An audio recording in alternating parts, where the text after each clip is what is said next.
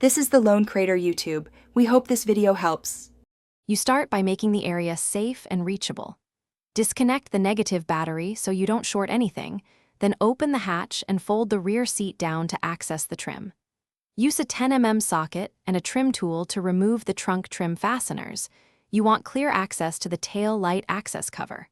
Once done, peel back the cover and expose the wiring harness and retaining bolts. This immediate access step saves time and prevents damage as you proceed to unfasten the lamp assembly. Now you unbolt and disengage the lamp. Support the assembly so it doesn't drop. Remove the 2 or 3 10 mm bolts while holding the housing.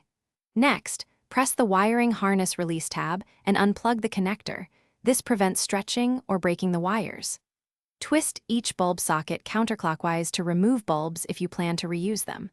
When you pull the assembly straight out, watch for hidden plastic clips and lion's share of resistance. Ease the housing out to avoid cracking the lens or scratching the body. To finish, inspect gaskets and clips and replace anything torn so you keep the seal watertight.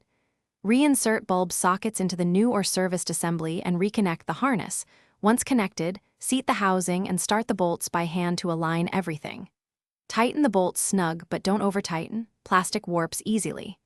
Reconnect the battery and test every function: tail, brake, turn signal, and reverse. If a lamp fails, check the bulb seating and harness pins for corrosion. Clean contacts and retest to resolve most issues. Thanks for watching. Consider subscribing if we helped you.